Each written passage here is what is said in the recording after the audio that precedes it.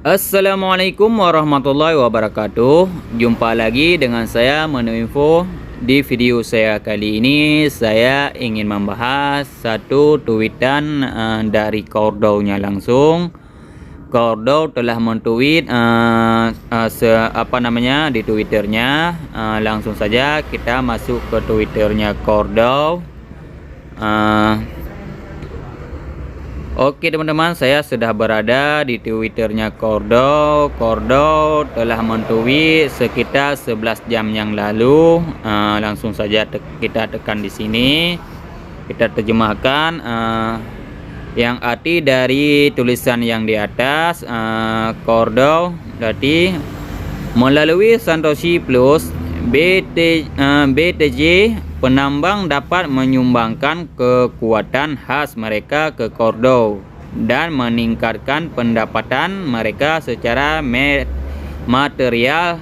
Baca selengkapnya di sini. Oh ya teman-teman, saya tekan saja di sini. Dia munculnya seperti ini teman-teman. Oh ini bahasa Inggris semua ya teman-teman. Mungkin ini tentang blockchain ya. Saya mengartikannya menggunakan Google Translate saja dari awal sampai akhir. Oh ya teman-teman, langsung saja teman-teman mendengarnya ataupun menyimaknya. Yang arti dari tweetan Cordow yang 11 jam yang lalu seperti ini. Per video ini dibuat 11 jam yang lalu. Oke teman-teman, saya mengartikannya seperti ini ya teman-teman, arti dari tweetan Cordow-nya langsung. Mengapa bukti kerja? Di Core Blockchain Origins, kami mengartikulasikan rasa hormat kami terhadap pendahulu blockchain kami, terutama Bitcoin dan Ethereum yang inovasinya meletakkan dasar bagi Core. Dalam konsensus Satoshi Plus, kami menjelaskan mekanisme konsensus baru kami yang menggabungkan aspek terbaik dari Bitcoin dan Ethereum. Dalam The Merge is Here, kami menyuarakan keprihatinan kami terkait tren yang berkembang dari konsensus yang terdesentralisasi. Sekarang, kami akan merinci banyak alasan mengapa kami memasukkan Proof of Work Bitcoin ke dalam konsensus Satoshi Plus, sehingga melawan tren saat ini dan memprioritaskan desentralisasi pada inti kami. Kekuatan bukti kerja ketika Satoshi Nakamoto mendesain Bitcoin, dia membutuhkan algoritma untuk menvalidasi transaksi dan mengamankan jaringan tanpa perantara terpusat. Pada akhirnya, Satoshi memutuskan Proof of Work, sebuah sistem yang memanfaatkan upaya dalam bentuk pengeluaran energi fisik untuk mencegah penggunaan daya komputasi yang berbahaya untuk mengganggu jaringan. Ketika transaksi dilakukan di jaringan Bitcoin, transaksi tersebut diverifikasi oleh node untuk menghindari pengeluaran ganda dan dikelompokkan ke dalam satu blok. Bukti algoritma kerja kemudian menerapkan fungsi hashing ke blok. Hashing mengambil input huruf dan angka dan mengenkripsinya secara irreversibel menjadi output dengan panjang tetap menggunakan rumus matematika. Outputnya dapat dilihat oleh publik, tetapi inputnya disembunyikan. Penambang kemudian berlomba untuk menemukan input untuk menghasilkan output target yang terkait dengan output hashing. Penambang yang pertama kali berhasil memecahkan teka-teki ini dapat menambahkan blok itu ke blockchain Bitcoin. Karena jauh lebih murah untuk memverifikasi solusi untuk algoritma hashing daripada menjadi yang pertama menyelesaikannya, node lain dapat dengan mudah mengawasi penambang. Dengan demikian, hanya penambang yang jujur yang mendapatkan hadiah dalam mata uang Bitcoin dari koin atau biaya transaksi yang baru dicetak. Untuk memberi daya pada perangkat keras yang digunakan agar berhasil memecahkan algoritma hashing untuk menambang blok, penambang harus mengeluarkan energi dalam jumlah besar yang dikenal sebagai daya hash.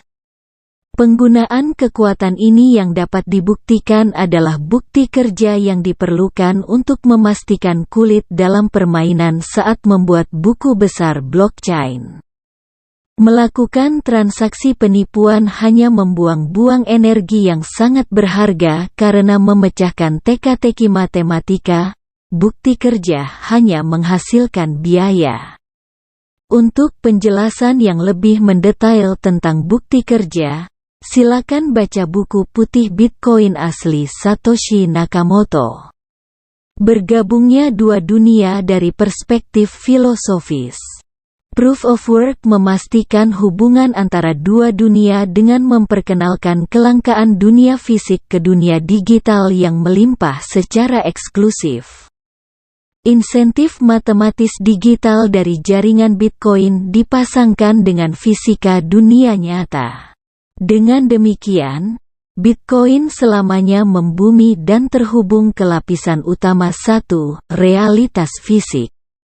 Bitcoin tidak menanggung risiko disarikan dari kenyataan yang membumi. Sementara semua sistem digital pada rel blockchain adalah open source dan transparan. Beberapa koneksi ke dunia fisik bisa sangat buram. Dengan mekanisme konsensus asli digital seperti POS, akan sulit untuk secara proaktif mengidentifikasi sentralisasi tuas yang mengendalikan konsensus. Dengan menghubungkan konsensus ke dunia fisik, Bitcoin mendapat manfaat dari desentralisasi yang dapat diverifikasi secara fisik. Standar emas desentralisasi secara radikal melawan sistem terpusat yang ada. Bitcoin memungkinkan siapa saja untuk berpartisipasi dalam aktivitas konsensus dengan menyumbangkan daya komputasi mereka. Paling tidak, entitas manapun dapat menjalankan node penuh untuk memastikan penambang tidak berperilaku buruk. Karena energi cukup mudah diakses dan dijadikan komoditas, hambatan untuk masuk cukup rendah. Seiring waktu, jaringan Bitcoin dapat menjadi lebih mudah diakses seiring dengan pertumbuhan jaringan. Jika perangkat keras penambangan Bitcoin menjadi lebih terkomoditi dan energi yang dibutuhkan untuk membentuk mayoritas jahat menjadi semakin tidak dapat diatasi, jaringan dapat menjadi lebih terdesentralisasi dan aman dari waktu ke waktu. Bukti tantangan seperti yang telah kami ilustrasikan sebelumnya dalam postingan seperti Core Blockchain Origin. Proof of Work mengoptimalkan desentralisasi, tetapi dengan mengorbankan skalabilitas. Kami menjelaskan lebih lanjut tentang bagaimana Ethereum telah mengisi banyak celah tersebut terutama dengan EVM dan transisinya ke Proof of Stake. Namun, dalam The Merge is Here, kami menguraikan beberapa kekhawatiran terkait penggabungan dan perannya dalam tren blockchain yang lebih luas yang beralih dari desentralisasi. Sekarang setelah penggabungan selesai, kami sudah melihat beberapa kekhawatiran kami divalidasi. Seperti yang ditakuti, sebagian besar ETH yang dipertaruhkan pada awalnya berasal dari entitas terpusat seperti Coinbase dan Kraken. Sementara sebagian besar lainnya berasal dari entitas yang sebagian terpusat seperti Lido. Orang yang percaya pada POS dan kritikus POW mungkin menunjukkan bahwa distribusi kekuatan hash Bitcoin sebagian besar berada di tangan kumpulan penambangan yang besar dan cukup terpusat. Tentunya, ini tidak ideal, tetapi juga tidak terlalu mengkhawatirkan seperti sentralisasi yang terjadi pada blockchain Proof of Stake. Kumpulan penambangan tidak mengendalikan seluruh bagian hashrate mereka. Penambang Bitcoin dapat mengubah rute hashrate mereka dengan mudah. Kumpulan penambangan hanyalah penyedia layanan komoditas yang dimaksudkan untuk menggabungkan sumber daya dari banyak penambang untuk meningkatkan kemungkinan menemukan blok dan mendistribusikan hadiah. Jika kolam terpusat atau berperilaku tidak semestinya, penambang dapat segera beralih ke kolam lain. Tidak seperti kolam penambangan, ETH pasca penggabungan terkunci dan tidak dapat dipindahkan, yang secara signifikan mengurangi kekuatan pemilik token sejati untuk memerangi perilaku buruk. Kustodian terpusat memiliki hak asuh atas token yang digunakan untuk menvalidasi jaringan Proof of Stake. Jika sentralisasi ini meningkat, mereka yang memegang kendali dapat menyebabkan kerusakan besar pada jaringan. Meskipun ini belum tentu mengancam jiwa saat ini, masalah ini bisa menjadi lebih buruk secara signifikan dari waktu ke waktu. Karena semakin banyak orang asli non-blockchain bergabung dengan dunia blockchain, mereka kemungkinan akan menunda hak asuh dan tata kelola ke entitas terpusat. Lagi pula, seperti yang dikatakan H.L. Mencken, rata-rata pria tidak ingin bebas. Dia hanya ingin aman. Self-custody mungkin menawarkan kebebasan, tetapi custodians yang terpusat menawarkan keamanan. Bukti paralel agar tidak membingungkan pesan kami. Kami percaya bahwa Ethereum melakukan apa yang seharusnya dilakukan. Proof of Stake adalah terobosan luar biasa. Itulah sebabnya kami memasukkan bentuk modifikasinya ke dalam konsensus Satoshi Plus. Bentuk pos pilihan kami adalah Delegated Proof of Stake karena memungkinkan pemegang core untuk merutekan ulang saham mereka mirip dengan kumpulan penambangan Bitcoin. Dengan Bitcoin dan Ethereum di tempat mereka berada, tidak ada alasan bagus mengapa mereka harus berperang satu sama lain. Kesimpulan seperti itu bukan karena kesamaan mereka, melainkan perbedaan mereka. Mereka memiliki etos yang sama, tetapi bukan itu sebabnya mereka harus ramah. Mereka harus nyaman satu sama lain karena mereka sangat berbeda. Bitcoin dirancang untuk menjadi aset moneter keras ideal platonis yang tidak berubah dan konsisten. Ethereum dirancang untuk menjadi jaringan komputer virtual untuk produk dan layanan yang terdesentralisasi, namun dapat diskalakan. Meskipun kurang terdesentralisasi daripada Bitcoin, itu tidak seperti entitas terpusat yang sangat kursif yang mendahuluinya. Ethereum adalah jaringan opt-in yang memberikan pilihan kepada pengguna untuk membangun dengan etos kelahiran digital, kedaulatan diri, dan desentralisasi. Dunia kripto lebih baik dengan Bitcoin dan Ethereum bekerja secara bersamaan. Meskipun Bitcoin dan Ethereum beroperasi secara paralel, keterputusan antara keduanya terlalu lebar untuk kenyamanan.